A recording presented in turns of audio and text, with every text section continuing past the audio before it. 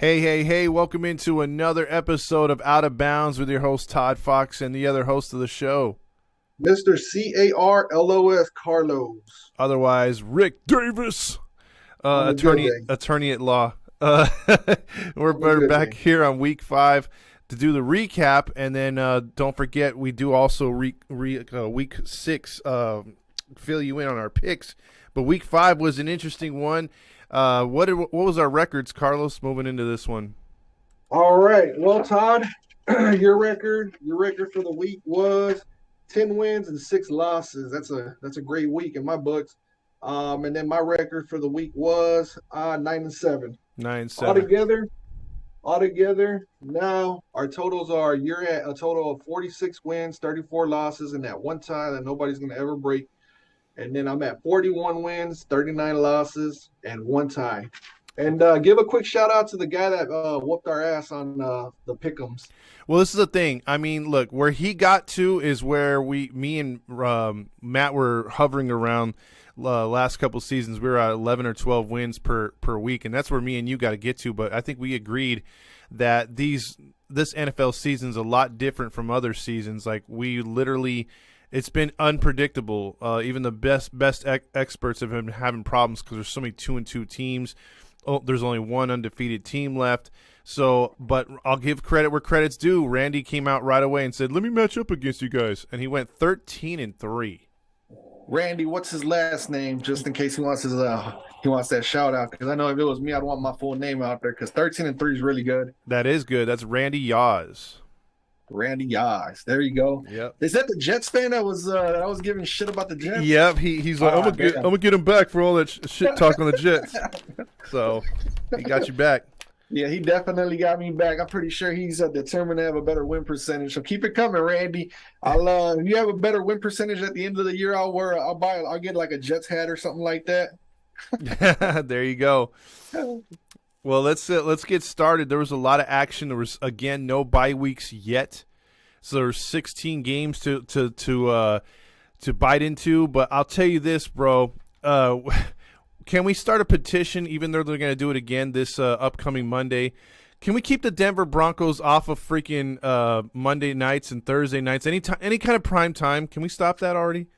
No. And the reason why is because people got to catch up on sleep. What a great way, right? You don't have to watch, because if it's a really good game and then like you're not caught up on sleep, you're gonna be like, man, why aren't the Broncos on? They easily put you to sleep on Monday or Thursdays, right? It's like on Thursdays, let's say it's one of those days where Friday you got stuff planned out. Thursday's that one day you're like, I'm gonna go out on a date because Broncos are on. Nobody wants to watch the Broncos. You can just go out to a bar and the game is on in the background. You can kind of like glance at it for a little bit and just get back to what you were talking about. Yeah, because it's one of those things where it's like you don't even need to like for me, if I'm out even if it's just a red zone, my team's not playing, I'll have my phone on. I'm actually watching the video and audio. But this is a kind of game where you can just get a scoring update, via text. It's not a big deal. You're not missing anything. Yeah. What I always do is I always go to the Yahoo Fantasy app and then I always, because you get the score of head to head. Click on the live scores, and right there you just get a quick little update on the scores. You don't even got to go to the website. Just click on that live scores, and you'll see what the scores are for those boring games. Exactly. And this was a boring game. I mean, this is a quarterback, Matt Ryan versus Russell Wilson. You would say Russell Wilson has all the advantages in this game on paper as usual. If you go by past, Matt Ryan's arm strength is down. The Colts are probably the worst 2-2-1 team now at this point. Denver falls to 2-3. We picked Denver in this one because we figured, Denver can't. They've been 2-0 at home. Their defense has been playing outstanding. But this game was boring as funk. Matt Ryan, 26 of 41, 251 over the air, and 2 picks. He was sacked 6 times. That offensive line is really down from the last couple of years. Deion Jackson was your leading rusher, 13 carries, 62 yards. They got 40 yards from Philip Lindsay, so they got 100 total. Alec Pierce had 8 catches for 81 yards. Russell Wilson continues to depress Broncos fans, and let's ride into the sunset more like it. 21-39, 274, and 2 picks. He was also sacked 4 times. Melvin Gordon, a.k.a. El Fumble, had 15 carries for 54 yards. And then also Cortland Sutton led the Broncos with 5 catches, 74 yards, and no touchdowns. Thoughts on this field goal fest? 7 field goals, 12-9. Boy, you want to talk about the definition of a snoozer? Back-to-back weeks, Thursday night football last week and this upcoming week. We'll talk about this upcoming Thursday night football tomorrow, right? Oh yeah, yeah. That's the official game, right? That's the game that we're gonna start it off right off the grip. Yeah, we might as well preview that one right away. And we already got the award for. I think if you're a follower of this show, you'll know what we're going to talk about. So if not, tune in tomorrow and you'll know exactly what we're talking about. Exactly. But thoughts on this game? It was like you said, a boring game. It was just one of those games where it's like, dude, like even experts at like big stations like ESPN, Fox, they were like, dude, I would get away from the game because it was so boring. And then I come back like, okay, they're gonna score a touchdown. They got too much talent on both teams. They got running backs. They got all this. They got their NFL players, and you would think that they would score at least one touchdown. The final score should have at least been 13-6 or something like that. Yes. What caught my attention was in overtime, man. For some reason, both offenses kind of woke up in overtime. I don't know if you watched any of that. Yeah. Overtime, it was like they started completing passes both teams. I was like, whoa. I was like, what's this? Next thing you know, it ends up in field goals. I'm like, what the hell just happened? I'm like, it looked like they were going to be going for touchdowns. Melvin Gordon, he got hunted down and he got brought down, and that's what gave I want to say the Broncos a field goal, and then because it was all field goals. But yeah. Ultimately, it was just a boring game, man. It was one of those games where you could live without it. I don't think Bronco fans or Colt fans are going to look back at the game like, man, I want to go back and watch those highlights on YouTube or something like that. It's just not going to happen. No, you don't even need to watch it to what do you call it? To get what happened on the game. I mean, the problem was with the Broncos in that game too. They had opportunities to put the game away. Like in the fourth quarter, Wilson throws a pick that, again, they reminded all Seahawk fans about the Super Bowl. It looked like one of those where, that he just made a great play on it in the end zone. And, they could have went up 6 because I knew the Colts weren't going to score a touchdown. So going up 6 would have ended the game right there. And then in overtime, again, going for the win, which it would have been funny because I was telling my dad, I'm like, boy, that would be hilarious if the Colts got 2 ties already. But I wanted the tie. But Wilson, again, he missed a wide open receiver, dude, and threw it really late. And so they tried to say, oh, he's got a torn lat. It's like, dude, I didn't see no problems with his arm strength. With a torn lat, you're not going to have much arm strength. I just don't think he's comfortable in that offense, and there's something wrong there, and he's missing reads and everything because he had, if you looked at even the interception, he put good mustard on that football. It's just that he threw it too late. He still made that decision. So even if you would have had a healthy arm or healthy body or whatever, his direction, his motion went to the receiver that he threw to, right? The guy was open, like the ball was nowhere near in his direction. So that was just an excuse. Now he wants those pity points, Oh, yeah. Exactly. I think like you've been calling them Sierra's little B. I think you're onto it, man. I think that once he got with her, man, she ruined him. Yeah, I think she tried to make him too hood, and then that's when his problems, like he began to be a diva in Seattle, and then that's when he started asking for the big money. And look, it hurt the Seahawks. They had to cut guys to put him as 35% of their cap, and now it's going to hurt the Broncos. They just gave 2 first-rounders and 2 second-rounders to the Seahawks. A bunch of players, too, like a bunch of developmental players. You never know what those players are going to equal to in the future. Yep. What do you call it? And then they just, it took a bunch of money off the Seahawks, overall cap because you went from paying a guy like almost $40 million to paying your starting quarterback $3 million, and he's a lot better. You know what I mean? Geno Smith has been putting up numbers. I was totally wrong on that, bro. I didn't think he could carry Wilson's jockstrap.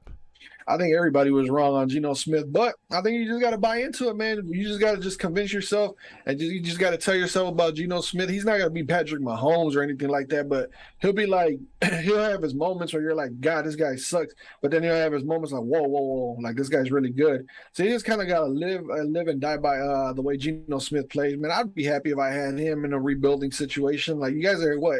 Like if the playoffs were to start, I don't know where you guys would be seated at, but you guys are close to making the playoffs if they started. Well, just real quick before we move on to the next game, I feel really bad for us because, I mean, if the offense has played good enough to win 4 games, we should be 4-1.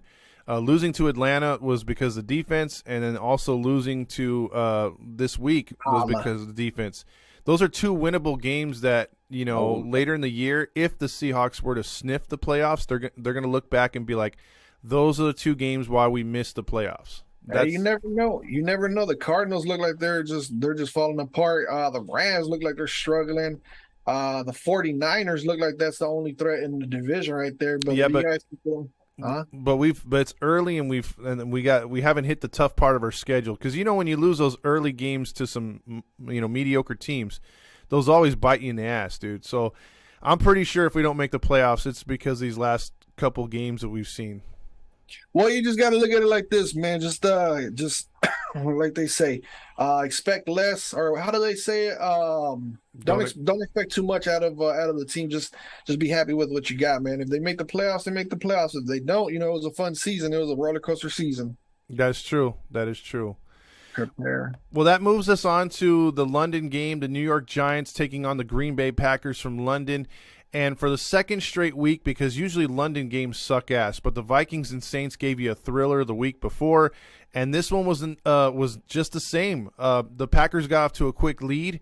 We're doing good, and then all of a sudden Daniel Jones and the Giants came back and took the lead late, and it looked like it was setting up for a Packer touchdown to win the game. It looked like a Packer home game. But two deflections back-to-back by that good defense ended that one, and the Packers get away with a loss. They fall to 3-2. The Giants are now 4-1. Daniel Jones, 21-27, so he threw more than your boy Fields. 217. The key here, no interceptions. Barkley continued to impress, 13 for 70 and a touchdown. Also, Darius Slayton, 6 for 79.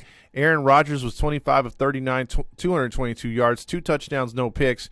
But Aaron Jones didn't get much on the ground, 13 for 63.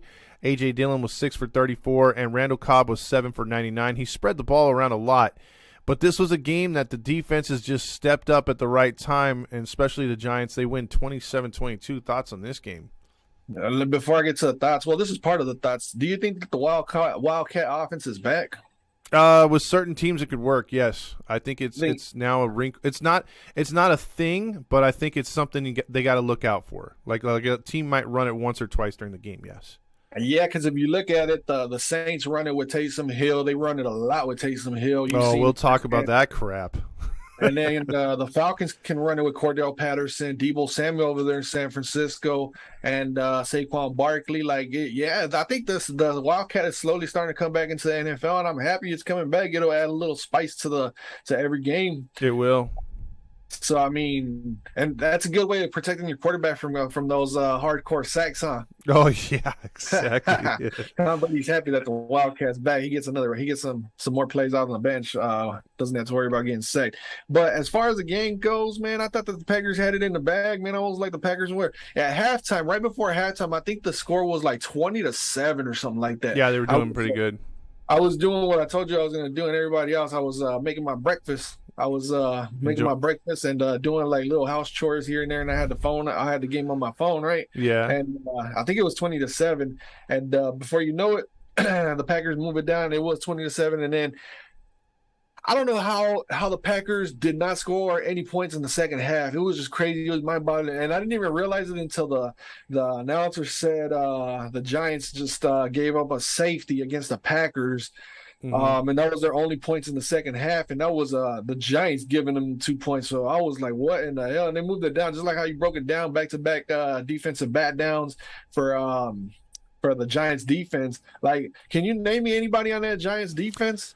Not really. They just have a lot of young talent, and the scheme is perfect for how they play. And they've built the Giants as far as that defense is concerned they've drafted really good for the defense. The offense, I thought, man, they kind of really have ignored the needs on the offense. But the defense, for whatever reason, even though they've been bad the last prior 2 years, their defense has always been pretty good.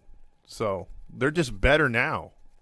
Yeah, it's the Brian DeBoer effect, man. Look what he did with Josh Allen. Now Josh Allen, he knows how to work the system now. He knows what fits his style and all that. Yep.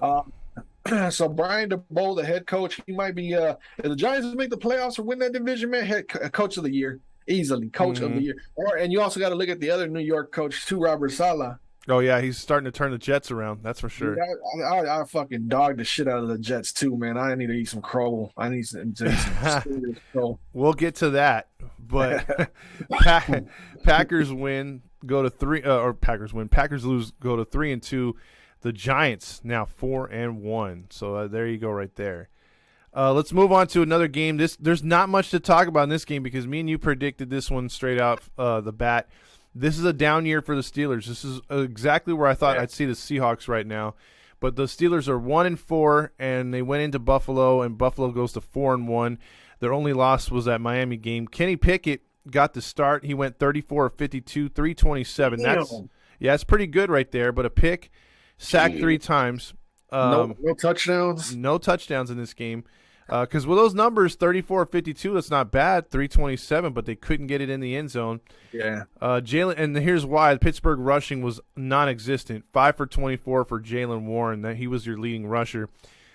Pickens was a leading receiver, 6 for 83. Those Pickett to Pickens is going to be something big later on for the Steelers. But Josh Allen, 20 of 31, 424, 4 touchdowns and a pick. And I think one of us called it last week. We said that we would see a backup quarterback in there cleaning up. And it was indeed Case Keenum who came in late in the game just to get some time and some just to get some snaps. But again, right here, this is what worries me. Josh Allen, leading rusher, 5 for 42. I don't think they should be running the quarterbacks. Gabe Davis, 3 receptions for 171. He had a 98-yard touchdown in this game as well. Stephon Diggs, 8 for 102. Thoughts on the Steelers' just ineptitude in Buffalo? It's time to start pointing a finger at Mike Tomlin. You remember 2 years ago, he had the Steelers up to an 11-0 record, and then Washington came into Pittsburgh on Thursday Night Football 2 years ago and put that first loss on them, exposed the Steelers, and they were not the same after that. Everybody said that the Steelers were getting by, beating these weak teams, exposed them, and it's been downhill ever since then. Roethlisberger wasn't the same after that. He wasn't the same that season. And now it's just going to come down to what Mike Tomlin is all about going forward, man. There's not really much to talk about. I mean, the rookie did what he had to do. Trubisky wouldn't have been able to do nothing like that. He would have probably ended up giving a couple pick sixes away. So, I mean, you really can't put too much blame on the rookie. He's going into a very, very shitty situation. It's just Mike Tomlin, dude. This is all on Mike Tomlin. Like, you know what you're going to be playing against, and you should be playing ball control. You don't got the team. You know you're going to lose. Everybody knew that the Steelers were going to lose. They were 14-point underdogs. So, I mean, why not just play ball control and make it a very, very, very boring game so that way the offense over there in Buffalo freezes up a little bit, hopefully. And, you know, you just play. That's the best way you can approach against Buffalo. Yeah, and I think I think last week I asked the question. I'm like, yeah, I think Buffalo wins by like 15 or more. You're all like, well, they are a 14-point underdog or to the Bills. I'm like, damn, we should have bet the over on that one because it's funny because this one DJ over here in Toledo, I'm following him. I'm not friends with him or anything like that, but I follow him because he's a Steelers fan and he's like a super bandwagon fan of all the teams that got all the championships and all that. Of course. So he posted on his Facebook wall. He was like, "Oh, it's almost game time, baby, with the Steelers and Bills. You know how the Steelers will be every team posts a picture of who they're going to play that day, game day and all that." He posted it with whatever the Steelers had, and then I was the only one that counted on there. I was like, Steelers by -35, and dude, at 45. At 45, and it almost happened. I was like, damn, I bet you that guy's just looking at that post or thinking about that post like, damn, he was almost on. Yep. I mean, and that's the funny thing. When you get a Steelers fan, they're quiet. They're usually, when they win, they won't shut the hell up. But when they lose, they're non-existent, bro. It's been pretty nice having these annoying fan bases other than the Cowboys just kind of like calm down a little bit, man. It's nice having all these other teams have a little bit of shine, man. Yeah, I mean, you get tired of the same teams over and over, so it's kind of good that you have that, like you said, you have that these teams getting a little comeuppance, like they're getting humbled a bit. So you know what? I've been thinking really, really hard of what the hell this season means, like how the season is playing out. To me, the best way to describe it, man, is all the great teams. It looks like all the great teams have taken a step back. All the good teams have taken a step forward, and all the bad teams have taken a step forward. So everybody's kind of like a little bit more, more equal. I don't know if that makes any sense, but like it looks like everybody's like meeting in the middle. That's what I'm kind of gathering right there. Because with the quarterback moves like Russell Wilson and then Devontae Adams going to the Raiders and all that, like all the moves that happened in the offseason, it kind of made like Tyreek Hill and all like it makes sense that all the great teams went back a little bit, like a step back. All the bad teams went a step forward, and the middle teams kind of stayed in the middle, if not got a little bit better. So now it's a lot more competitive. Yeah, the competitive balance is much better because we're used to seeing a lot of 1-3 teams, maybe a couple more 0-4 teams, a couple more 4-1 teams. There's only a few 4-1 teams. There's a lot of 2-2s, a lot of 3-2s. So there's no winless teams. Huh? There's no winless teams by like. There's normally, I think the Raiders were the last one to be winless. Normally at this time, there's a count, not a countdown, but there's like a prediction of who's is this team gonna go 0-16. Like there's normally like the worst that we've seen is probably like 0-8, 0-9, and then the team finally picks up their win. But every day, I'm telling you, bro, it's just like something just happened in the NFL where everything's just meshing together while the bad teams are a little bit better. I don't know. It's hard to explain. That's the best I can give you. It is because, again, as much as, you still have the media saying, well, are the Eagles this good? I'm the same way. Are they this good? I don't know. I haven't put much faith in them yet. I acknowledge they're 5-0. You have to have them in your top 3 as far as power rankings. But I'm not going to sit there and say, oh, yeah, they're Super Bowl bound. Because usually when we see some 5-0, 6-0 teams like your Bucks from before or other teams like that, you're like, oh, okay, yeah, I could definitely see them in the Super Bowl. But there's not a real clear leader. I mean, you could look at the Chiefs, but they have their flaws too. So you can't sit there and say, oh, well, Pat Mahomes is Pat Mahomes or Aaron Rodgers is Aaron Rodgers. These teams have flaws, and they could easily have losing records. They've gotten away with a couple of them, so – 100% agreed. Yeah, so let's keep moving here. Let's go over now to the Chargers in Cleveland. And speaking of a team that could, their fan base with that, protecting the brown hole there, they could easily be 5-0 if you think about it. Yeah. They barely lost to freaking Atlanta on a last-second field goal. They blew the big lead against the Jets, even though Randy says we earned it, which they did. But come on, onside kick, you got to get that. And then they lose a game here where they were kicking for the win. So the Chargers escape a 30-28 win here, and they go to 3-2 on a missed field goal at the very end. Justin Herbert, 22 of 34, 228 and a touchdown. Austin Eckler was the freaking star of the game. Whoever got Eckler on their fantasy team, screw the guy from the Colts. You should have got Eckler because 16 carries, 173 yards and a touchdown. He does it through the air as well. He had 4 catches only, though, this week. Mike Williams had 10 for 134. Jacoby Brissett continues to do really good for Cleveland, 21 of 34, 230, touchdown and a pick. Nick Chubb does Nick Chubb things, 17 carries for 134 yards.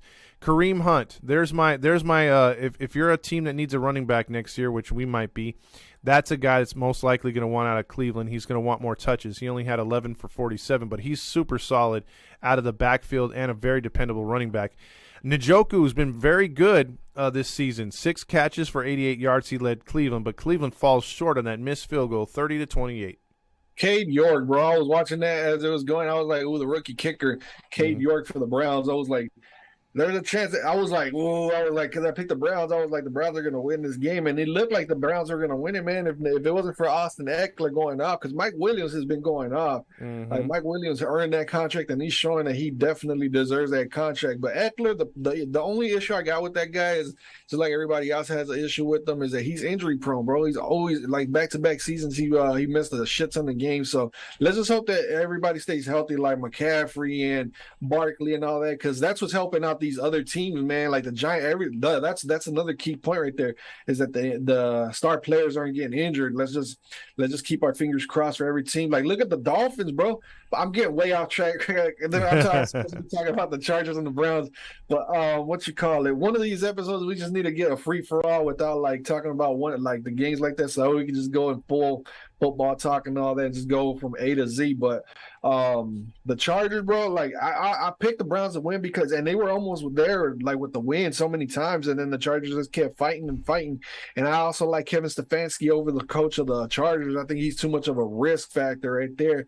If the Chargers eventually don't do nothing, like get at least to the Super Bowl within like Justin Herbert's like within the next 2 to 3 years, I think the Chargers got to look for another coach that's actually going to get them to the Super Bowl Bowl and win a Super Bowl, because there's no reason why the Chargers shouldn't be better than what they are, and they should be steamrolling through all these other teams, and they should be better than the Chiefs right now with the type of team that they've got. But you can also look at injuries and all that. The Browns, like you said, Jacoby Brissett, dude, he just every time I see Jacoby Brissett playing, bro, I'm just looking at 1990s. Does he not look like a 1990s quarterback with that old school fucking throwback style?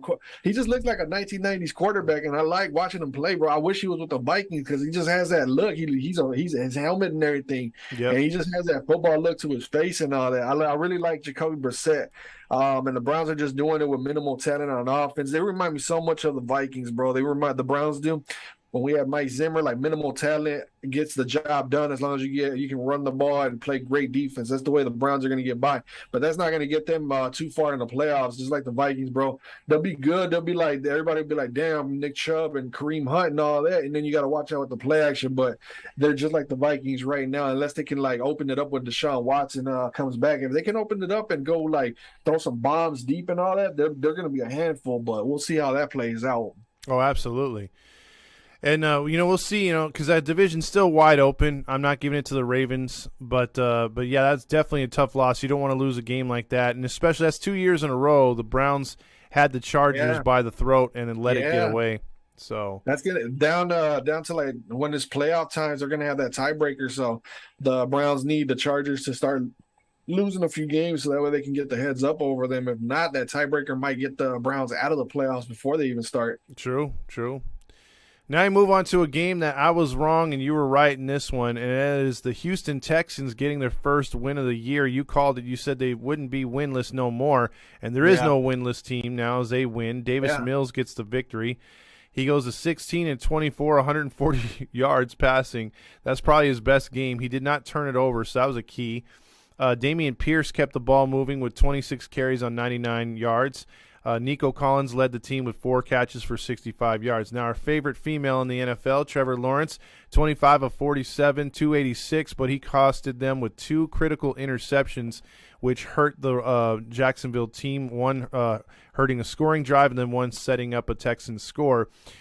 Travis Elaine Jr. had 10 for 71 on the ground, and Marvin Jones Jr. had 7 catches for 104 yards. But the Jaguars lose a disappointing game at home. Yeah, well, that's what you get when you play a divisional game, and it's kind of hard being in the Jaguar spot. They should get out of that funk this upcoming weekend.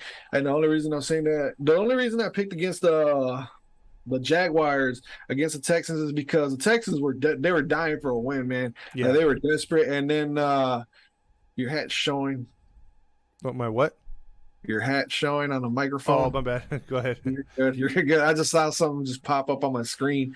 But, the Texans, they were dying for a win. Lovie Smith is too good of a coach to be just absolutely good. God-awful. The Jaguars had just beaten the Chargers in L.A., then they went into crappy-ass Philadelphia weather. They balled out over there, and they should have won that game. Had they won that game, they would have blown the Texans out. But because of that, now they were just like, man, we just beat the Chargers. There was so much going into that game against the Texans where they were just – and then they were like, man, you know what, we can beat the Texans. And I'm pretty sure that they overlooked the Texans. They were like, that team sucks and all this and that. We're better than them. That's just what I'm thinking. Is that what actually happened? I don't think so. But, that's just that's my mindset into that game and why I picked the Texans to win that, because they overlooked the Texans and there was a lot of doubt after almost beating the Eagles. They were like, we had them. So they got stuck on that feeling, on that thought. And then the Texans were just hungry for that win. So it just right there, it was just there for the taking for the Texans. I agree. It worked out. James Robinson didn't really get involved, did he? Because I had him on I got him on my fantasy teams, and I seen that he only had like 3 or 4 points. Yeah, he didn't do much at all. He might have got a little injury in that one that banged up, but Houston gets the victory, goes to 1-3, and Texans, that were the darlings in the first 3 weeks, have lost back-to-back games, so they're now 2-3 to start the season. That moves us on to the Chicago Bears. The Bears taking on your Vikings. Vikings go to 4-1. As they hold off the Bears. Bears go to 2-3. They are 0-3 on the road. Now, what was the over/under on Justin Fields? 20 pass attempts. Every week is 20 pass attempts. Okay, so did we go the under in this one, or did we go over? I said under. I think I said under as well. And he's like, you know what? Fuck both of you guys. 15 for 21.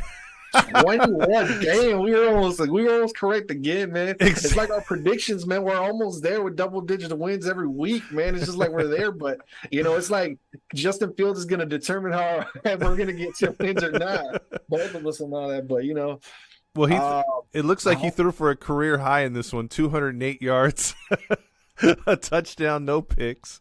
Yeah. He also led the team in rushing, 8 carries for 47 yards, because who knows who the hell David Montgomery is, 12 for 20. Vikings did a really good job on defense, and then David Montgomery was their leading receiver. Again, this team does not give a shit about their offense. They never put anything into their offense. Every year, the most predictable team in the NFL is your Chicago Bears. They want to keep that stupid monsters of the midway term. That's all they want to do. They never help the offense. Kirk Cousins went 32 of 41, 296, a touchdown and a pick. Justin Jefferson threw a pass for 23 yards. Dalvin Cook rushed for 94 yards and got 2 big touchdowns. Justin Jefferson, though, 12 for 154. He continues to be one of the best receivers in the NFL. Take it away, my man. This is your team. Vikings win 29-22. I know Kirk Cousins went, so he owns the all-time Vikings record for 17 straight completions. Like, it was that type of game. Like, I was just sitting there, I was like, how is Justin Jefferson? Justin Jefferson caught how many catches did Jefferson have? Like 12 or 13? 12 catches. He had like 9 or 10 of those in the first half. He's in the first quarter. I was like, what's Chicago doing? It was one of those snoozers. Like, me and you predicted it was going to be a boring game. But after all that happened, Chicago kind of woke up. The way I'm looking at it, dude, Minnesota keeps getting into these close-ass games, dude, with bad teams. I don't know if it's intended to end up that way. I don't know if the coaching staff just wants to put the Vikings in a shitty position towards the end of the game to see how they'll bounce back. Like, if the playoffs are on the line, how they'll react to it. Because, dude, that's like 3 straight weeks where we should just absolutely mollywop these teams. We should have beaten the Lions by a shit ton of points. We should have beaten the Saints when we had them down and out of it and over there in London. And we had the Bears down 21-3, and we let them all back in the game. I think they're doing it on purpose. I think Minnesota's doing it on purpose. That's why these wins feel like losses, man. It's just unsatisfying wins. I've never any NFL football team that I've ever watched, any fan base, anybody that I've ever asked how good was the game, and then people will be all pumped up like, yeah, we won and all this and that, showing all that cheer. They'll be all super happy about it. But this is the one team that I don't understand how they're 4-1, and I watched them, bro. It's just it's frustrating because they'll be up by a shit ton of points, and then here comes the other team, and then it comes down to a game-winning kick or something like that. I just don't get it, man. Well, welcome to the Seahawks world as a fan. That's Pete Carroll loves to keep games close for whatever reason, never steps on the other team's throat. It's been like that the last 4 or 5 seasons, and now the Vikings are experiencing that. Because, yeah, I was very shocked to see in the fourth quarter that it took a strip off a completion when they were getting in field goal range to end the game. I thought, damn, where's the Bears coming from? All of a sudden, they were within 30 yards of possibly tying that game up. Big play right there. That was the receiver that was a former Viking pick, Amir Smith-Marset. He's the one, number 17. It's crazy how it worked out because Cam Dantzler, the cornerback that made the play, I don't know what happened. He was trying to make the tackle or went for the interception. He stumbled over, fell down, but instantly got right back up. He didn't even he just jumped straight up. And then Amir Smith-Marset, everybody, including myself, I was like, oh, he's gonna go out of bounds. But then he juked back to the inside when everybody and their mama would be go out of bounds, save a timeout, or if they don't have any timeouts, you gotta be smart about it. Instead, this dumbass, that's why he's not with the Vikings no more. He's right there. Nobody can stop him from going out of bounds. So what does he do? He tries to make 3 defenders miss, and he can't do it. And then that's when Dantzler sees the ball, and then he strips the ball out of Smith-Marset's hands, and then Dantzler does the smartest play that you could think of. Yep. Instead of going in for a touchdown, because there was still enough time for the Bears to get the ball, score, and then get the he just fell down with the ball. That was the game winner right there. That's the biggest play of his career in the Viking season thus far. Well, let me tell you this right now. You can have on that one play how you just described it. It basically came down to 2 things. Selfish and unselfish. Yeah. Selfish, the fact that, again, a guy some of these NFL guys don't know when to just call it a day, run out of bounds, get the safe play, like you said.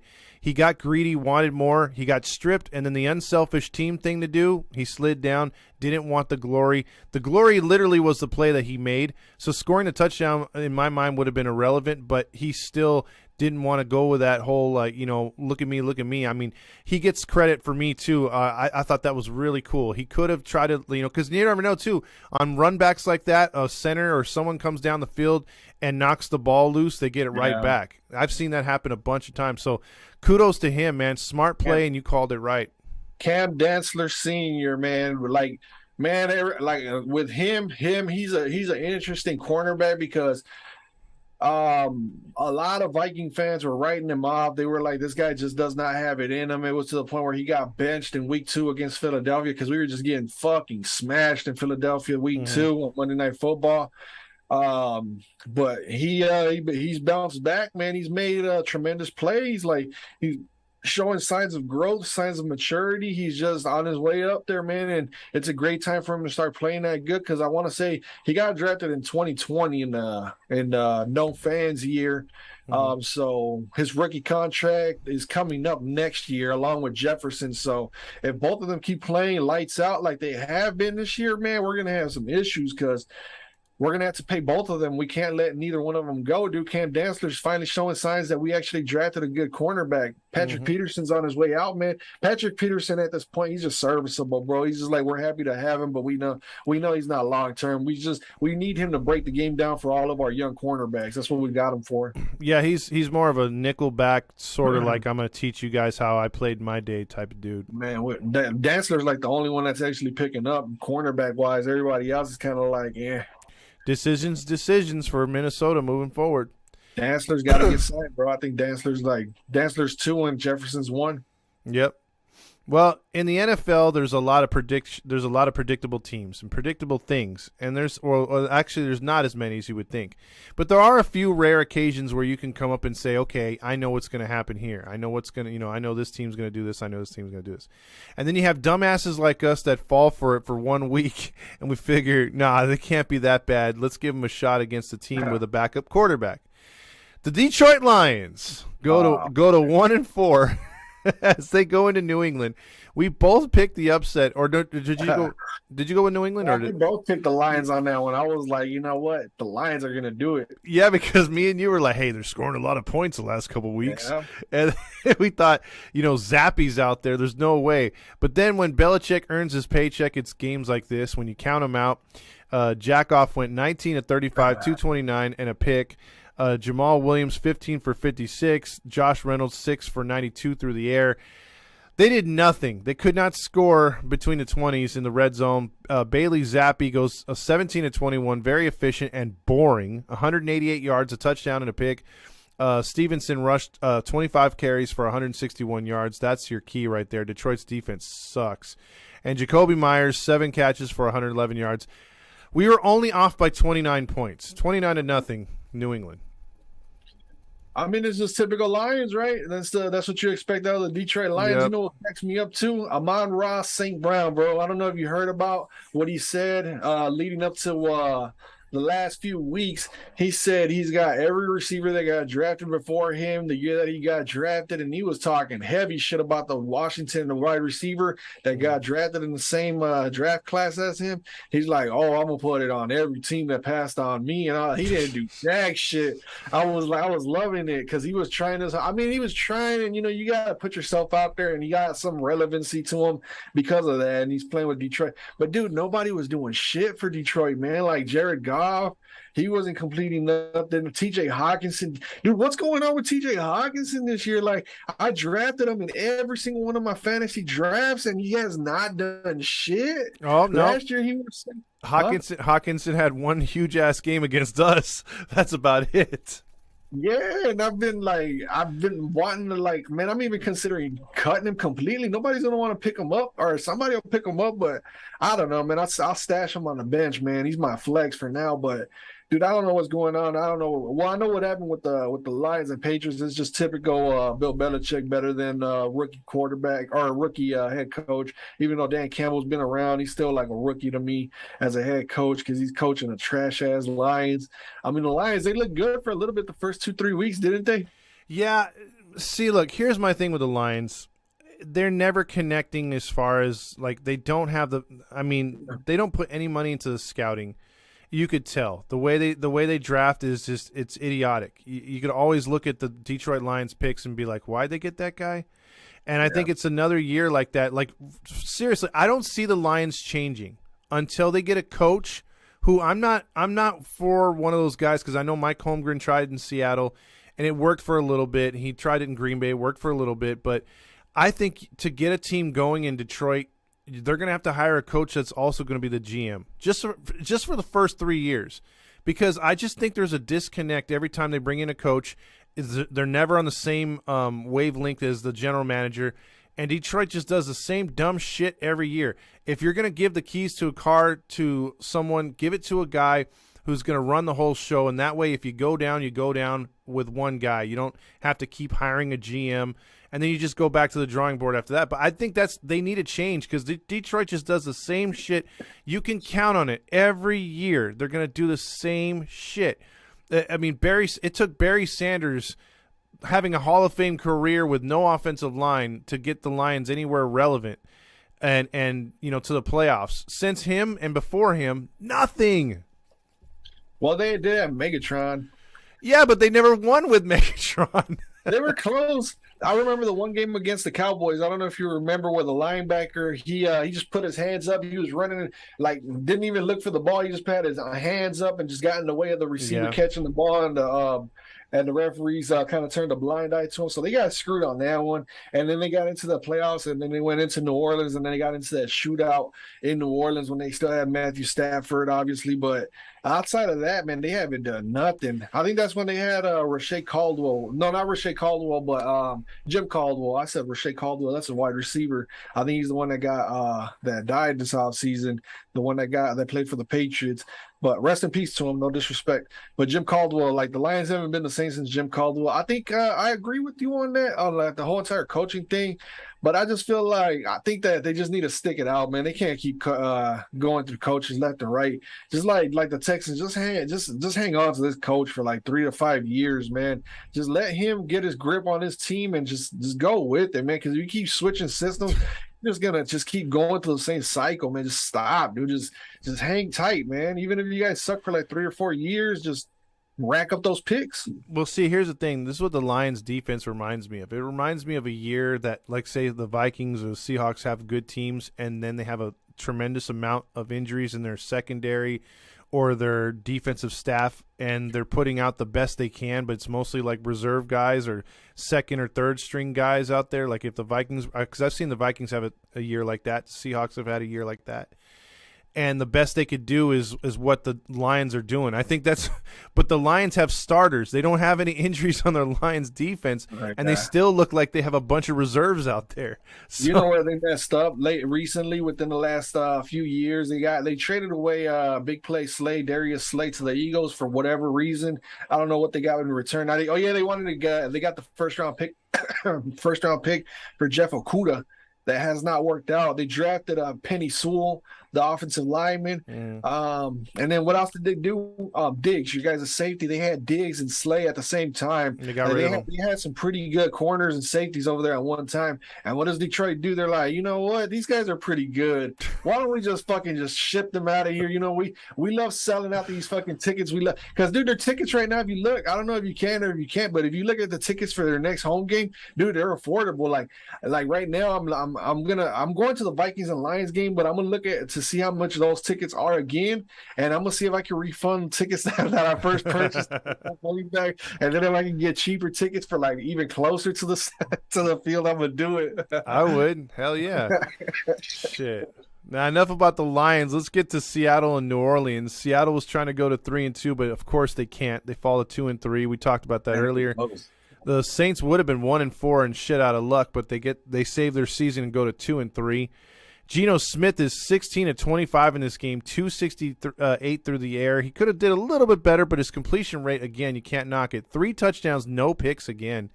But he did take a couple dumbass sacks, which you can depend on him for doing that. Look, I like the guy, what I've seen. He's playing outstanding, but that's where he needs to work on. He needs to work on his pocket presence. Devastating blow for the Seahawks. Rashad Penny was playing for a contract this year, starting to get it going, but, man, right when he got it going, he suffers a huge broken leg. 8 carries for 54 yards before he went out. Kenneth Walker jumped in. He had 8 for 88. The Tyler Lockett experience was great. 5 catches, 104 yards, 2 touchdowns. DK Metcalf should have had 2 touchdowns. He had 1 taken back. 5 for 88 in this game.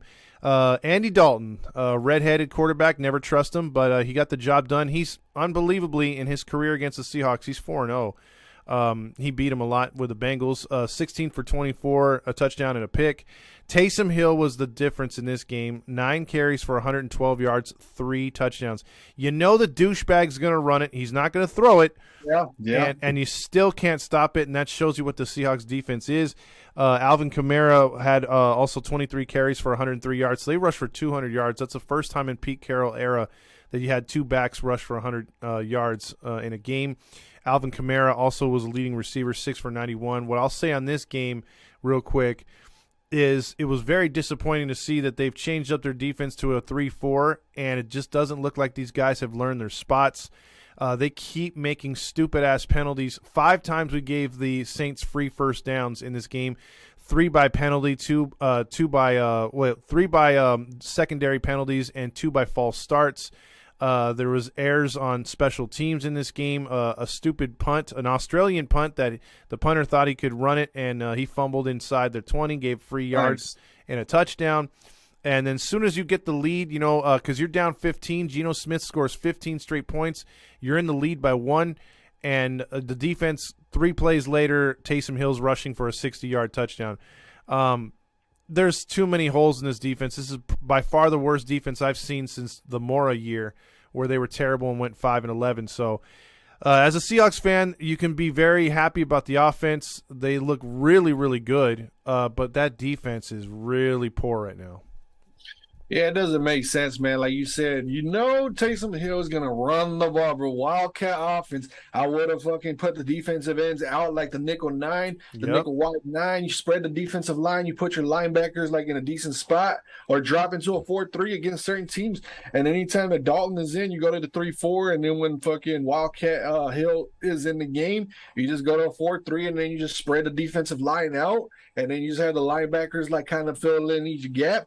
And then you'll take away his running ability. Like, come on, bro. I was looking at it when the play happened, that touchdown that basically sealed the game, that 70-something yarder, I want to say. Mm-hmm. Dude, it was just crazy. I looked at it, I was like, dude, he's gonna run the ball. There's no need to have safeties out there. And if you have safeties out there, bring them up closer to the ends, to help out the defensive ends, like put them on the hips of the fucking defensive ends and have them audible out. They're not ready for that audible. Like Taysom, dude, it was just so predictable to see that fucking Taysom Hill was gonna run the ball, man. I was like, dude, every time he comes in, that's all he does. He just hikes the ball, stands there for a second, runs where the fullback is going. Just follow the fullback, and then you'll be able to stop him. He runs behind the fullback every single time. Yep, smart teams would have stopped that after like the 7th or 8th time, but no.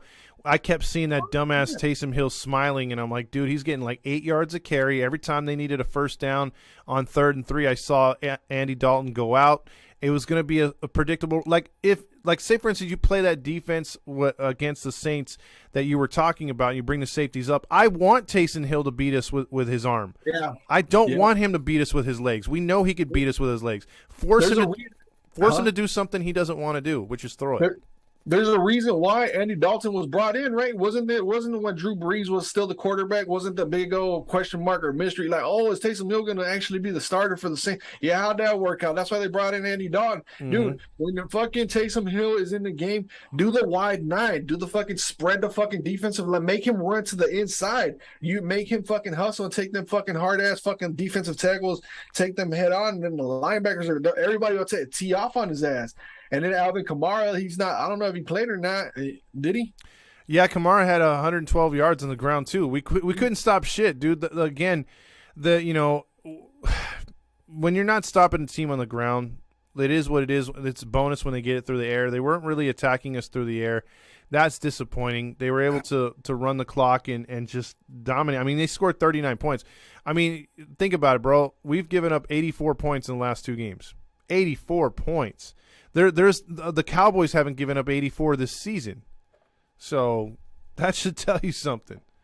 Yeah, well, the Cowboys are having a really good year, man. I'm putting a little bit of respect on the Cowboys, dude. They're winning when they went into the Rams' house and beat the Rams. I mean, you got to give them that. I mean, that's the Super Bowl champs. I mean, that's a big win right there, even with a whole bunch of backup wide receivers and quarterback. Like, they're getting the job done, but Cowboys are a different story. The Saints, dude, you guys should have beaten the Saints, man. You guys were so close to beating them. It was just that stupid ass Taysom Hill play, bro. If it wasn't for that Taysom Hill, you guys would have beat them. Oh, and another one too. I just thought about it. That Geno Smith, bro, when it was 3rd and 2, when he was sitting there running around, and then he just stood. I was like, throw the ball away. I was screaming at the TV. I was like, throw the fucking ball away. Like, you got a defender in front of you. You got one coming behind. What does he do? The jackass fucking runs backwards like 5 to 10 yards, and he fucking sits there and he tries to throw. I'm like, dude, those are those plays that you just got to accept with Geno Smith, I guess.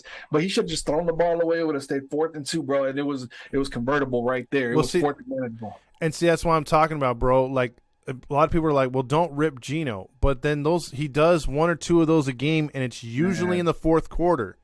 So when he does those in the 4th quarter, those are games that you lose because of that. Because, again, he was outstanding for 3 quarters and a little bit of the 4th quarter. But I'm telling you, he'll do a play or two like that where you're scratching your head, like you said, throw the fucking ball away. And he's learned a lot. Trust me, he's not the Jets quarterback from the past. But, dude, I mean, he makes a play or two like that, or you're just like, fuck, that's why we need a more established quarterback. Like, you want to put it on him like, oh, man, maybe he could be our starter for the next year or two. But then when he does shit like that, you're all, nope, we need someone that we could rely on. So, I mean, but this game was not on him. Just like the game before, it was a defense completely. Because the last 2 games, bro, you ever play a Madden guy or a Madden foe or a friend or whatever that you could score on him at any time because he can't stop a certain couple plays that you got? Like, he's good, like on offense, but he can't stop you on defense. It's like you could predict it. That's how we are, right? We're like a bad player's Madden on defense. It's basically like that one meme that used to go around on Facebook where this is what we see a whole bunch of like no defense out there, like it's just your offense. Defense, and then what Geno Smith sees, he's like 500 defenders out there. Yeah, exactly. All right, so let's move off my jackass team and let's go to the Jets, Jets. This game, a lot of people said, was predictable, but not by this much. I didn't think it was going to be this bad, but this is what happens when you leave an inexperienced quarterback out there. You don't have Bridgewater, who got hurt early, and then the Jets were just teed off on him. They did everything they had to do, and they blew them out 40-17. They go to now 3-2. First time the Jets have been winning, had a winning record in quite some time. Skylar Thompson, 19 of 33, so that should tell you the Dolphins were fucked right there. And a pick, Raheem Mostert, whatever his name is, 18 for 113 on the ground. Tyreek Hill, 7 for 47, so he was shut down. Zach Wilson, the MILF killer, 14 of 21, very efficient, 210 through the air, no picks, no touchdowns. Bryce Hall was your star, or Breece Hall, whatever was your start, 18 for 97. And he also had 2 catches for 100 yards, so he was your Jets superstar in this game. But the Jets blew him out, 21 in the 4th quarter, too, to really seal the deal on this one. 40-17 is your final. I think this happened because, like, the Jets or the Dolphins, good win by the Jets. They got an up-and-coming team. They absolutely smacked me in the mouth. They beat the hell out of me. They're like, dude, you don't know what you're talking about early in the season. And, like, they proved me wrong in respect to the Jets. Robert Saleh, I've completely taken I completely look at him different. He actually does know what he's talking about. Ronnie is talking about, I got receipts on everybody. He just came out all emotional. Like, dude, get out of here with all that. But, he lashed out. He lashed out when he was supposed to, when he knew that something good was happening. But, it's just, this is bad karma for the Dolphins, bro. For them knowing that Tua Tagovailoa had a concussion and then they started lying about he had back issues and all that. Mm-hmm. They got another quarterback in concussion protocol.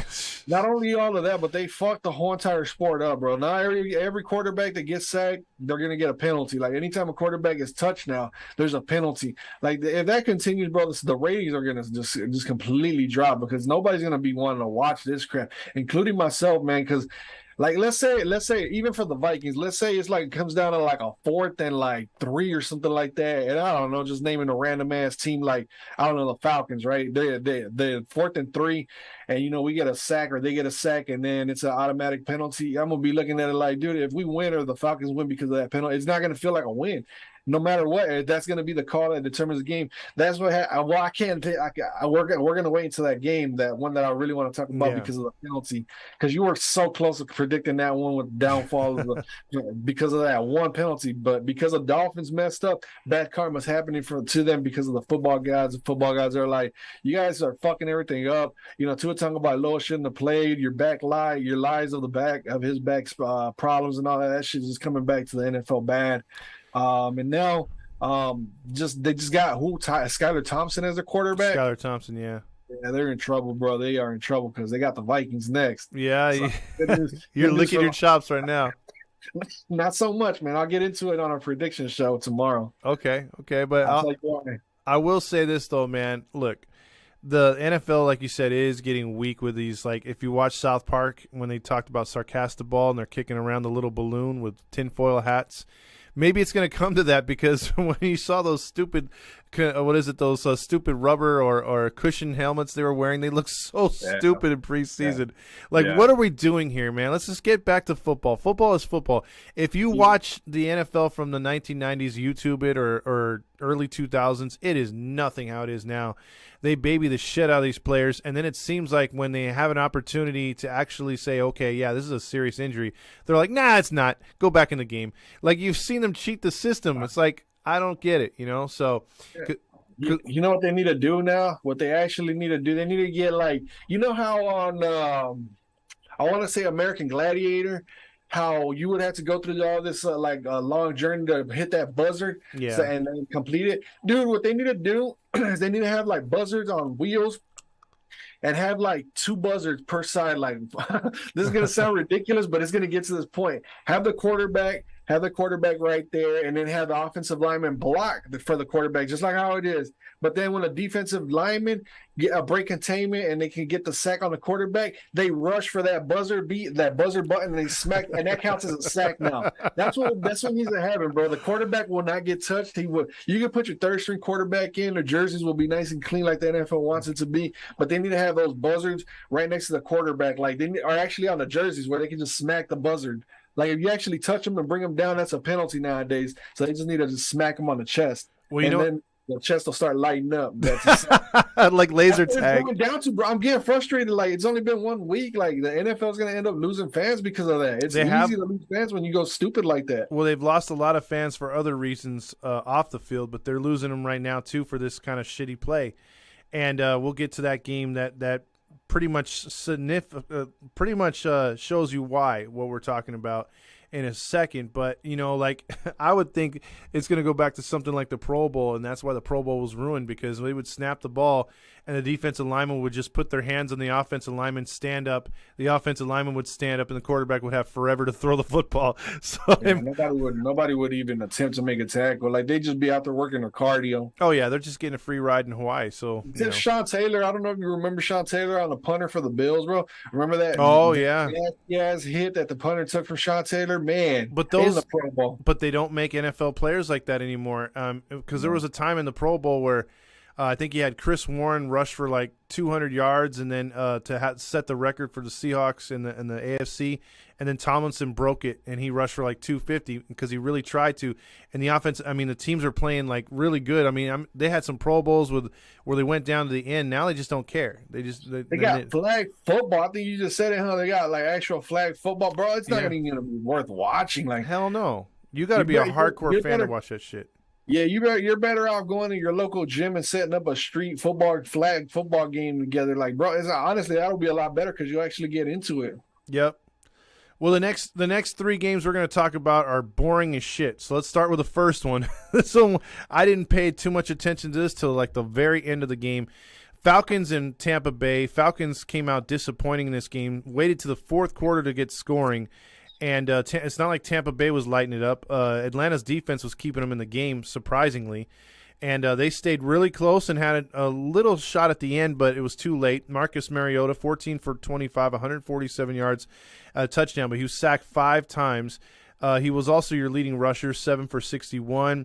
And Oladamle Zacchaeus had 2 catches for 39 yards. Tom Brady, I'm telling you, this is the first time we've actually seen his contract with the devil give up because he's not playing good. He lost. He's going to lose his wife because he's an idiot. He should have stayed retired. 35 of 52, 351. Seems impressive, but not really. He had a touchdown, not sacked. Leonard Fournette, 14 for 56 on the ground. And Fournette was your leading receiver, so that's a bad sign right there. But the Tampa Bay, this is one of those games you were talking about where you win the game and you're just not blown away by it and it doesn't feel like a win. Yeah, bad football. One thing that I wanted to pinpoint before I forget, how crazy is it? How crazy is it that, dude, think about this. Tom Brady won a Super Bowl with New England against Atlanta, right? 28-3, right? Julio Jones was on Atlanta for that game, right? That Super Bowl game. Now Julio Jones is catching passes from that same quarterback. Is that not full circle? Dude, it hit me the other day. I was like, wait a minute. Julio Jones was a part of that 28-3 like that loss or whatever, biggest loss in Super Bowl history.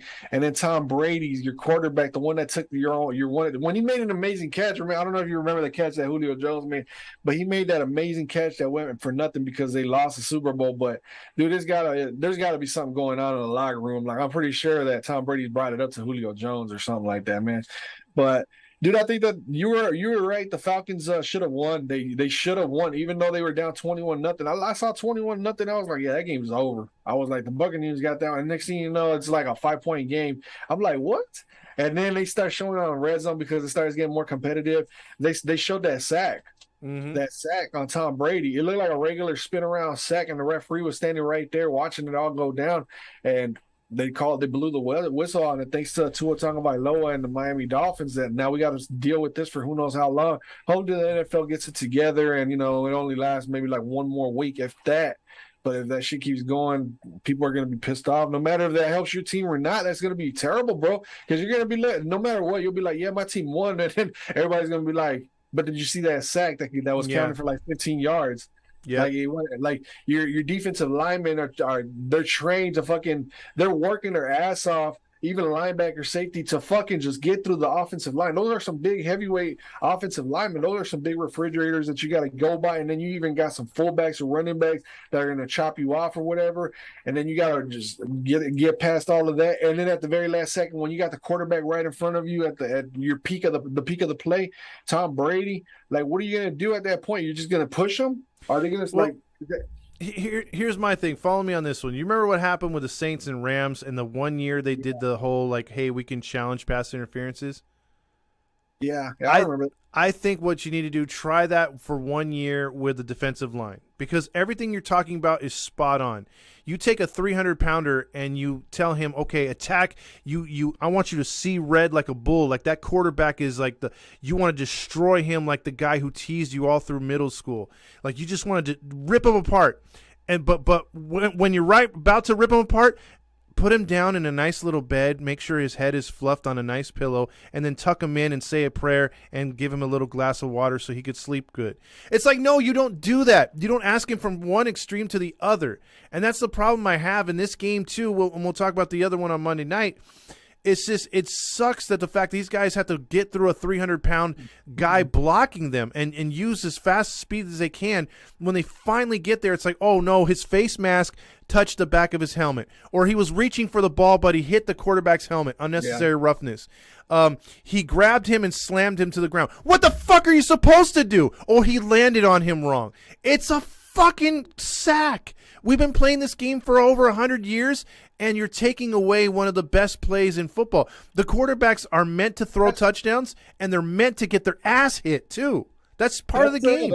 That's what sparks momentum right there for the defense. That's when like that sack record is probably never going to get broken by Michael Strahan. It's never going to get broken at this point. I don't care. Like, unless they fix the rules up and go back to how it was, which will never happen because of the CTE. I mean, I can see what the NFL's doing because they don't want to go through all these lawsuits and go through all these CTEs, because those are some hard ass hits, but they also got to figure out how they can like balance it all out where it's realistic, because if it gets to the point, bro, they're going to have to start coming up with these eagle-eye cameras where the camera's right above the quarterback every single play, and they're like basically hawking down on the quarterback, and they zoom in, like they follow him, and that's what it's going to have to come down to, man. I mean, unless they can figure out something else, that's the only thing. Or they can fucking like glow in the dark, have them take a pill and then fucking shine, and I don't know what else to do. Here's the thing, like I was alluding to, you're going to have to set up a year where you're going to have to freaking challenge sacks.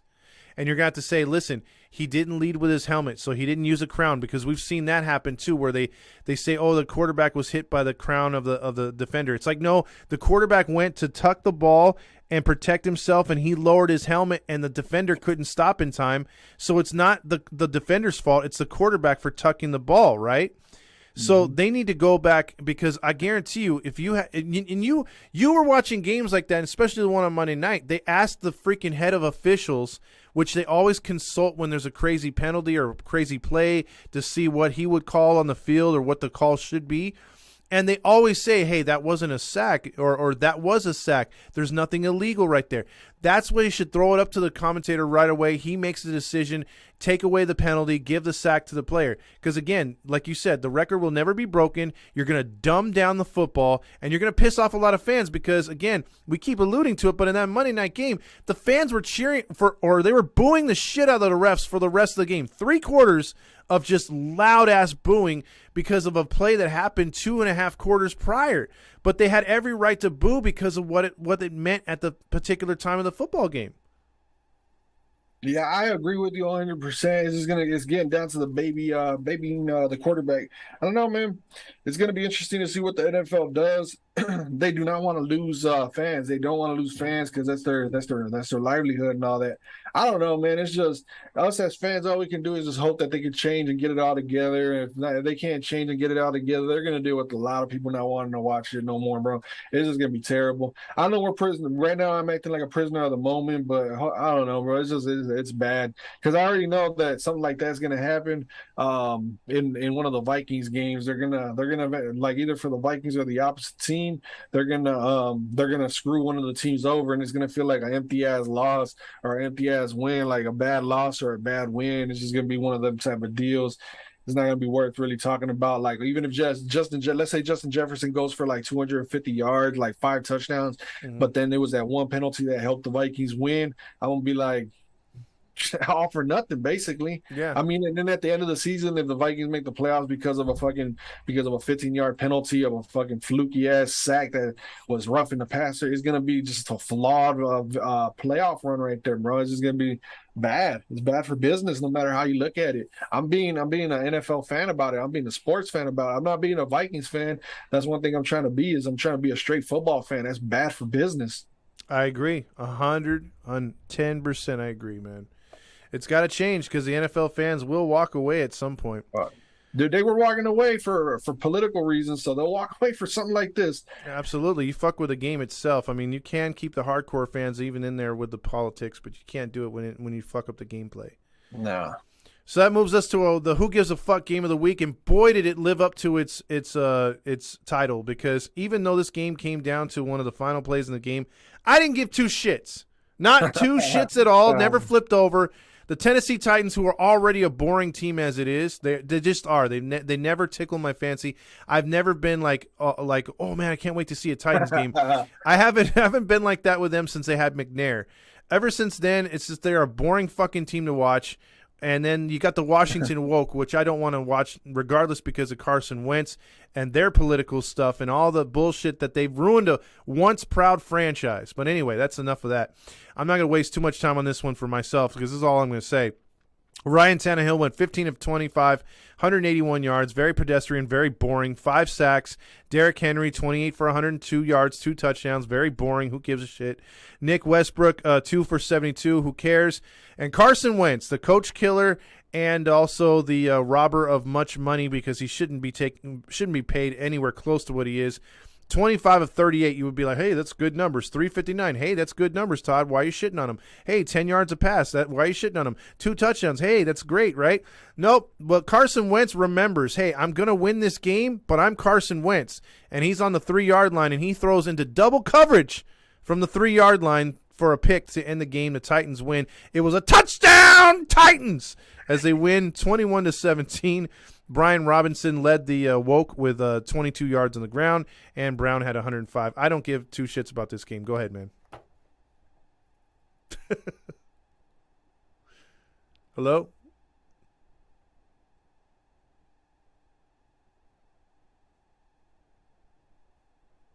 Yeah. What happened? It probably didn't. The audio probably didn't get caught by my microphone. But I just played the interception from Carson Wentz to the Titans. I was just watching the dude. Like, it was just crazy. It's crazy. It's crazy that it happened that way. Washington should have won that game. I mean, I didn't flip over either. I wasn't too interested in that game. I was like, too boring ass, just like what you said, 2 boring ass teams. I've given up on Washington, bro. I've given up. They do have a nice little roster over there. It's just they just can't get it done. Is that Ron Rivera's wrongdoings or what? Well, here's the thing. Ron Rivera came out and talked trash about his quarterback, even with the best numbers of the year, and he wound up issuing an apology about it. So I don't think it's his fault. I think it's the organization's fault in drafting. But their defense is about the only thing you can get happy about, but it hasn't been good this year. In previous years, yeah, but this team's a dumpster fire, bro, and they're going to be picking top 5. Again, huh? Yep. Do you think they regret not paying Kirk Cousins? Oh, hell yeah. Look, a lot of criticism can come down on Kirk Cousins, but a lot of times he doesn't lose those games. It's a fluky thing. It's a defensive thing for the Vikings. When he was there in Washington, they actually had a playoff run. They were a little bit dangerous. So, yeah, they could have built around him, and I think they made a mistake. Joe Gibbs, remember Joe Gibbs coming back and leaving NASCAR to come back to Washington, and it just never worked out. I remember they made a big trade. I remember the last time Washington was relevant back when they had Clinton. Dude, I remember when they had Clinton Porter, Santana Moss. They had Sean Taylor. They had Sean Springs, Fred Smoot. What's the one? Walt Harris. They had Walt Harris, and then they replaced Fred Smoot with Carlos Rogers. Like they even had the one analyst that doesn't. I know you're not gonna like his name. What's the guy for the Steelers? Merrill Hodge. No, the safety that used to play for the Steelers and Palomalu. No. Ryan Clark. Oh, Ryan Clark, yeah. Ryan Clark and Sean Taylor back there. They had a really good team. They had London Fletcher. They had LeVar Arrington, Marcus Washington. The list goes on and on. Washington was a really good team. If they would have kept Kirk Cousins and built around him, like you said, they would be, I wouldn't say a championship caliber team, but they'd be a good team to watch and keep an eye on. A lot of fantasy players and all that, but a lot of butts in the seats. It's just, I don't know, man. It's just they really, really, really messed up when they let Kirk Cousins go. Yeah, I believe the same thing. They got too ahead of themselves. They had a good franchise, and they fucked it up. So they fell into the media narrative, bro. They fell into what the media and the fans outside of Washington. They should have just went with their gut feeling. Dan Snyder, he hasn't drafted shit, right? Huh? Nope. Dan Snyder has not done shit. Like, what has Dan Snyder done? Honestly, like what? Like, when was the last time Washington was a threat to do anything? Even when they had Robert Griffin, like, when was the last time Washington was relevant? They haven't been, and they probably won't be for some time. That's the thing. The sad part is they're always picking them in the top 10. Mm-hmm. But they never get it right. They're turning into the Detroit Lions. And that sucks because this is a franchise, again, before they did the name change, before Schneider got way too involved, before they got too political and all this other stuff, that was a proud franchise. That was a team that, again, through the 80s and 90s, they were one of the top dogs. And even in early 2000s, like you said, they had some opportunities, but they were always like a quarterback away from being really good. So, yeah, that's been the problem, dude. That's been the problem for the Wolves. I agree. I think their last decent quarterback outside of Kirk Cousins was Jason Campbell. I think Jason Campbell was pretty good at the time. That's when they had like Clinton Portis and Chris Cooley. Yeah, he was a Geno Smith for them, that's for sure. Yeah, one last thing on the Washington. What's that? Oh, God. The Redskins. Victory. Yep, see? They had tradition. Fight for old DC. See, I even know that. Even their song was pretty cool, man. Yeah, it's pretty sick. You don't even play that We shit don't no get more. hit with copyrights on that, but That's why I sung over it. good job. All right, another game we won't spend too much time on because there wasn't much to it. There's more off-the-field news than there was on the field for this game. This game was boring as shit, too. 49ers go into Carolina to destroy them, and if you saw the crowd, it was 70% 49ers. I didn't watch any of that game. It was just, dude, it was Baker Mayfield and the Panthers, man. And what have I been saying about Matt Rule, man? What have I been saying about Matt Rule? You called it. You called it. I was like, dude, Matt Rule is like, now that he's gone, now they're going to be worth paying attention to because now they're going to actually have a guy that knows what he's talking about. And, dude, let's talk about Matt Rule. Well, we're not really going to talk about him, but what I heard is that Matt Rule is the hottest name for a college team to pick up now because he's got experience at the college and an NFL level. I'm like, but the dude sucks. Well, see, it's just that simple. Well, the thing is, he's a coach that should have never jumped to the NFL. That's why I can't follow coaching in college because the coaches are the most important asset in college. And he took Baylor and got them really, really good again after their prior coach had left. And right now Baylor's good again, but the thing is, he had a system there. He should have stuck with it. He would have been a generational type coach there. He got too greedy, went to the NFL, and it was over his head, man. Some coaches can, because we've seen some really good, like Steve Spurrier, one of the greatest college coaches out there. He tried his luck with the NFL like 2 or 3 times. He failed every time. But certain coaches can't do it in the NFL. You know, like Pete Carroll's like one of the different ones. You know, they you know, for the most part, yeah, for the most part, you get coaches now that are just groomed like McVay and others that start as coordinators and work their way up. And I think that's the way it's got to be for the NFL. They got to stop taking chances on these hot name college coaches because Matt Rule is a 297 winning percentage. You called it. I didn't know his winning percentage was that bad. He was horrible, man. He just looks horrible, bro. His name even sucks. Matt Rule. Like, come on, bro. Like, I don't know. Him and Cliff Kingsbury. I think now Cliff Kingsbury, in my eyes, is the worst coach in the NFL. Yeah, he's working his way to that. Jimmy Garoppolo, 18 of 32, 53. You might be right. Maybe Kingsbury gets fired if the Cardinals keep losing. We'll get to that in a minute. Jeff Wilson Jr., 17 carries for 120 yards on the ground. That's going to be a name you're going to hear a lot more about because their running back got injured or what? No, not he didn't get injured, but he's been doing good. Jeff Wilson. They had a secondary injury I was thinking about. Brandon Ayuk, 3 for 58 through the air. Baker Mayfield sucks, 20 of 36, 215 and an interception. He's expected to miss 2 to 6 weeks, so get used to seeing P.J. Walker for the next couple weeks. Also, Christian McCaffrey went 14 for 54 on the ground. Very pedestrian, but again, it's the Niners' defense. Their defense is stout. Smith led the Panthers for 4 for 69. Disappointing loss, but a predictable one. Carolina loses. They go to 1-4. The Niners are now your NFC West leaders at 3-2.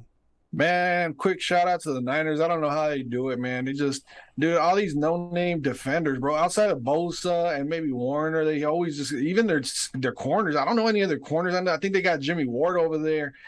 Yeah, Ward's good. Yeah, that's all I know. And then they just make it work, bro. Like they just know how to make. They got rid of Quan Alexander to the Saints. Now he's over there with the Jets. I want to say. Mm-hmm. I don't know what to say about the Niners, bro. Like, but the Niners are a team that scares me. Being the Vikings, even being at 4-1, because our offensive coordinator, our head coach Kevin O'Connell. I need to get my head straight. Kevin O'Connell, he came from the Rams, bro. He's got that style, that Sean McVay style. That's why the Vikings are something new and something that's like catching people off guard. But the 49ers know how to defend them, bro, and that kind of scares me. If the 49ers and the Vikings meet in the playoffs, I'm going with the 49ers because the Niners just know how to stop that type of offense, bro. The Niners are just good. And that's, I'm telling you, I'm not being a Viking fan. I'm being a football fan. And if I had to put my money on it, easily going with the 49ers over the Vikings because of that, because of what the Niners do to the Rams every single year. Yeah. McVay's system is in Minnesota. It's in Minnesota now. So if the Niners know how to stop that in LA, they're going to come to Minnesota. Or if Minnesota goes over there to San Francisco, it's going to be San Francisco. Well, I guarantee you Trey Lance would have this team at 1-4 right now. The fact they got Garoppolo in there, they could be 4-1 had they not lost to Denver. Their defense has been stout. They do just enough. They're very smart. They tackle good. The Niners are just, they have a really good system. Offensively, they do just enough. And then when you got Samuel, you got Ayuk, Kittle. They have a lot of weapons on offense too. So the Niners, I think, roster-wise, are stacked.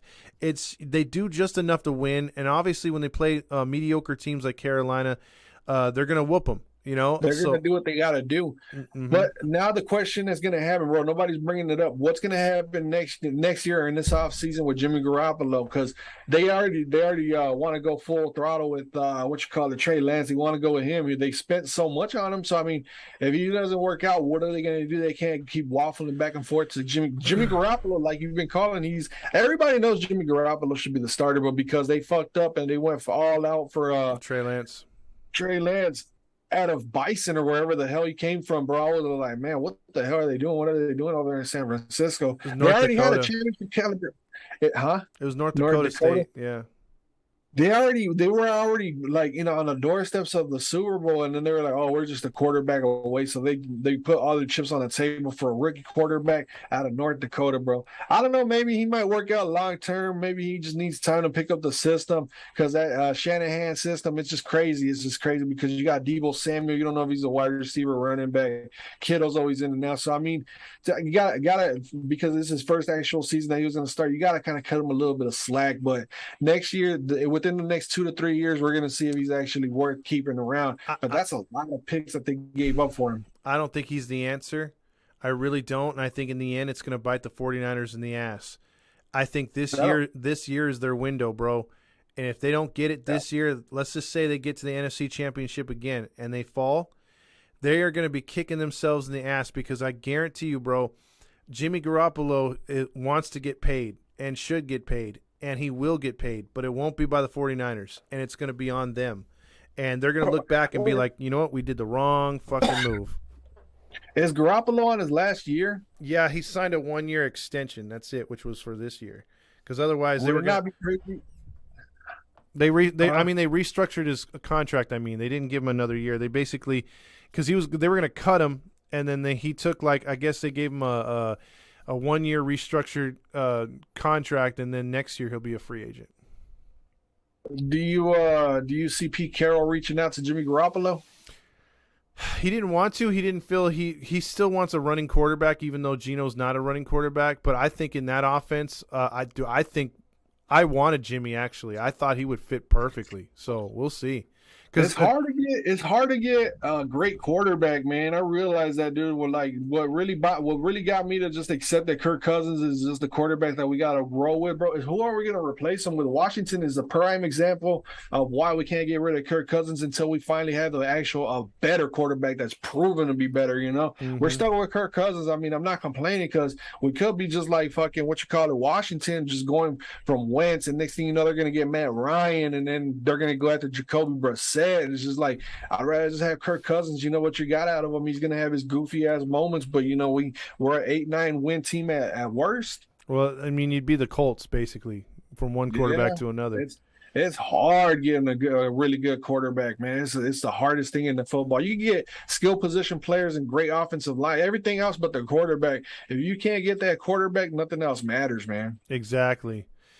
Philly now goes into Arizona, the Battle of the Birds, and the Philadelphia Eagles win this one 5-0 as they beat the Cardinals, who fall to 2-3. Jalen Hurts 26 of 36, 239 through the air. Not impressive, but enough to get the win out of this one. The Eagles weren't impressive at all, but the thing that was kind of impressive was their defense.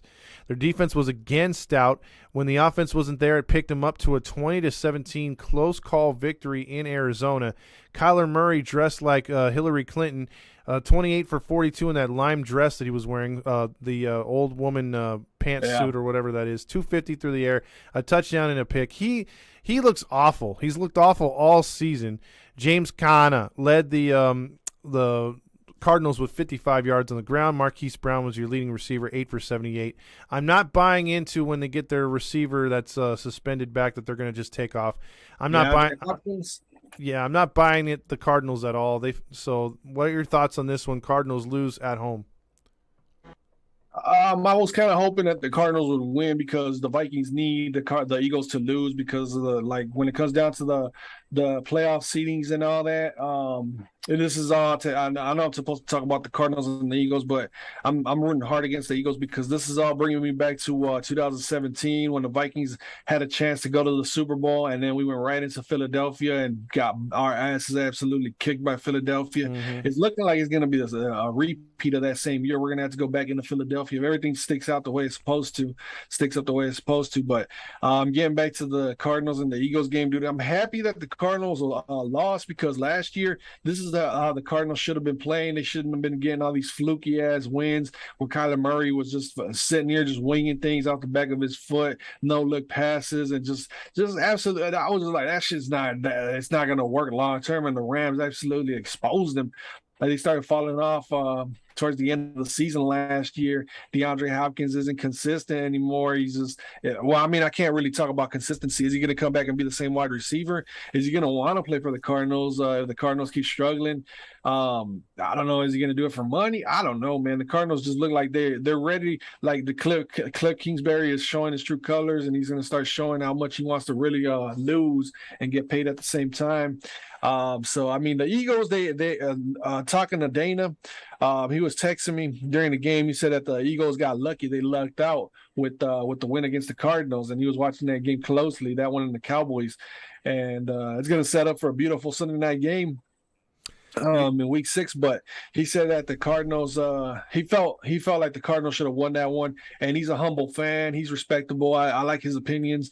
And that's a big shout out to Dana right there. But he'll be honest, and he says that he doesn't really trust the Philadelphia Eagles to make it too far in the NFC champion, like in the NFC playoffs and all that. So that's we need to get them on one of these days to talk about the Philadelphia Eagles. But they got the job done. Bad teams find a way to lose, and good to great teams find ways to win, and that's where the Philadelphia Eagles are at. And the Philadelphia Eagles are just that. They're a really good team. We're going to see what they got against the Dallas Cowboys next week. Exactly. The Dolphins. Undefeated team is still having their champagne on ice right now, getting ready for an Eagles loss, but not this week. Eagles hold on to a 20-17 win. I agree with you in all your thoughts right there. I think the Eagles are good, but they're just, we can't put the greatness on them or the best team in the NFL yet. So that moves us to one team that maybe we can start, because if you look at that division now, the NFC East, me and you talked about it in the beginning of the season, said it's going to be ass. And, especially after Dak got hurt. And now you're looking at it. You got the 4-1 Cowboys who defeated the Rams here in SoFi, basically a home game for Dallas. Every game is a home team at SoFi for the road team, but more so the Dallas Cowboys or the Raiders. And Dallas went in there, got the victory. They're 4-1. The Giants are 4-1, and the Eagles are 5-0. Only the woke are the only shitty team in that division. So pretty crazy right there. The NFC West or NFC East is good, and the AFC West is not all that good, and the NFC West isn't that good. So a lot to talk about. That's why it's a lot different. But the Justin Fields Award of the Week goes to Cooper Rush. Even though he's now 5-0 as a starter, he's like, I got your 21 passes, and I'll raise you 16. So he only throws 16 times for 102 yards, but that's all he needed to do because – Tony Pollard, who should be the starting running back, I want to get your thoughts on that before, after I end the stats here.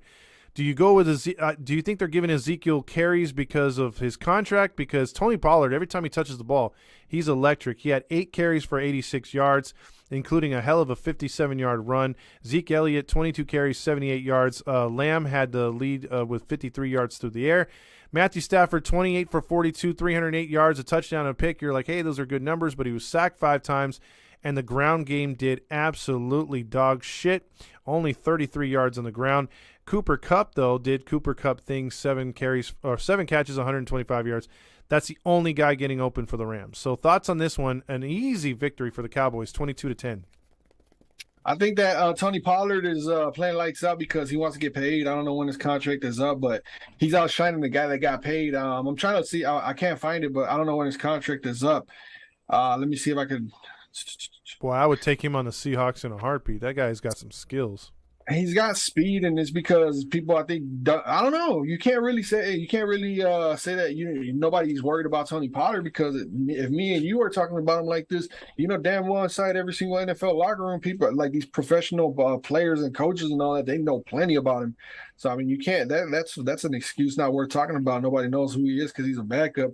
He's outshining what do you call it, Ezekiel Elliott, or as you like call him, Ewok. Yeah, Ewok. I don't know, man. It's tricky with him because I feel like he's got a chip on his shoulder and he wants to get paid. He wants Dallas to point him out to be the starter over Zeke. So it's kind of tricky. If you look at the stats and all that, and then what's going to happen if Ezekiel Elliott gets traded or if he gets dumped off or whatever, then what is he going to do? Is he going to turn into the next Ezekiel Elliott? Like, I'm the starter. I don't really got to try that hard. I don't know, man. I don't know. I wouldn't take him. I honestly wouldn't take him. I've seen running backs like this come out of nowhere, like Jonathan Taylor and all that. The Cowboys always go through this. What was the one guy that went to the Eagles? He was the leading rusher for the NFL for like 2 or 3 years. And he wore number 22 for the Cowboys, and then he went to the Eagles. What was his name, bro? I can't think of his name. But the Cowboys always have great running backs, or supposedly great running backs, and they just don't work out anywhere else, bro. It's just like, I don't know, hit or miss. But I don't know. I wouldn't take Tony Pollard.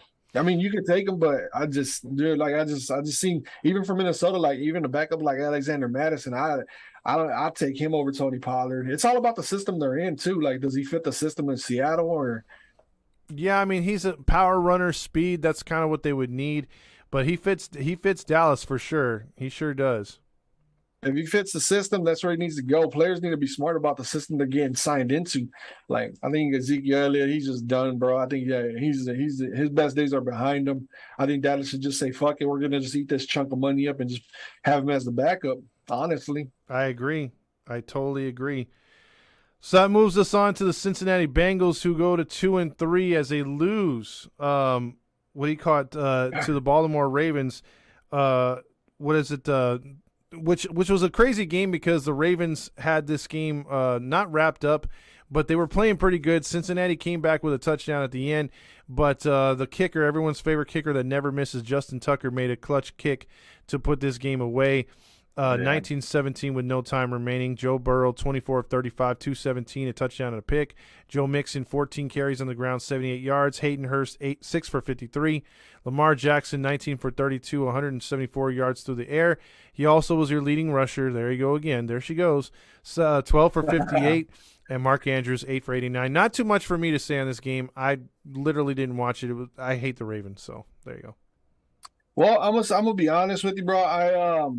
I've been dealing with like a sinus infection, and I don't know if you've heard me cough throughout the show, the podcast. Mm-hmm. I don't know if you've heard me coughing, but it's all the mucus that's building up from my sinus, dripping into my, like, from the back of my throat and all that. Mm-hmm. And at the time, I was able to watch like most of the Sunday games, but bro, I had to get some sleep, man. I couldn't do it no more. I just felt like absolutely fatigued, and I was completely out of it. So I just put the game on my phone next to my bed, went to sleep, missed everything except the final couple. Even with the final seconds when Justin Tucker made the kick, I had my eyes closed and I was wrapped up underneath the blanket, head to toes, bro. I was hot, but I was cold. Mm-hmm. I just heard the kick go through, and I was like, all right, cool. I was like, cool. I was like, the Bengals. I wasn't cool because I picked the Bengals to win, but I was like, all right, I caught the end of that game. But Outside of that, it's crazy because I thought about it without watching the game. So I'm gonna take a wild swing at this one. It's crazy because last year the Ravens had a better defense on paper and overall. Like during the games, they were playing lights out on defense, and the Bengals shredded that secondary up like it was nothing last year. And then this year, when the Ravens defense is actually like complete joke and all that, like they can't stop anybody. They actually put an end to the Bengals. Like it didn't make any sense. That's why I picked the Bengals. I was like, dude, they're gonna light that weak ass secondary up because they're ranked like number 32nd against the pass. And I was like, okay, that's a no brainer right there. The Bengals love the pass, and the Ravens can't stop the pass. Yeah, but it was one of those things you say about the division games, man. You just never know, and that's what happened, unfortunately. Because I've been into that too. I thought the Bengals were gonna get the win. And I apologize. I need to be better about watching all the games and all, but just life happens, man. I'm telling you, that fatigue felt like my body weighed a ton, bro. Like I'm just now getting over it right now. So, I'll try to do a better job of all the games next week on the recap. All right, for sure. But hey, don't worry about it. I didn't watch much of it anyway. But this game, the last game we got to right here as we close out the show, was one of the more intriguing games, if not the intriguing game of the week. The Raiders played the Chiefs. And they fall to 1-4. So again, they're disappointing. 0-3 on the road, 1-4 overall. But they easily could have been 2-3 in this game. And the Chiefs got a lucky win, 4-1. They win a really good game, 30-29. Derek Carr, Captain Eyeliner, 19 of 30, 240, 2 touchdowns, and no interceptions. He really didn't make too many mistakes. Josh Jacobs had a really good game on the ground, 21 carries, 154 yards, and a touchdown. Devontae Adams, 3 for 124 through the air. Patrick Mahomes was Patrick Mahomes, 29 of 43, 292, 4 touchdowns,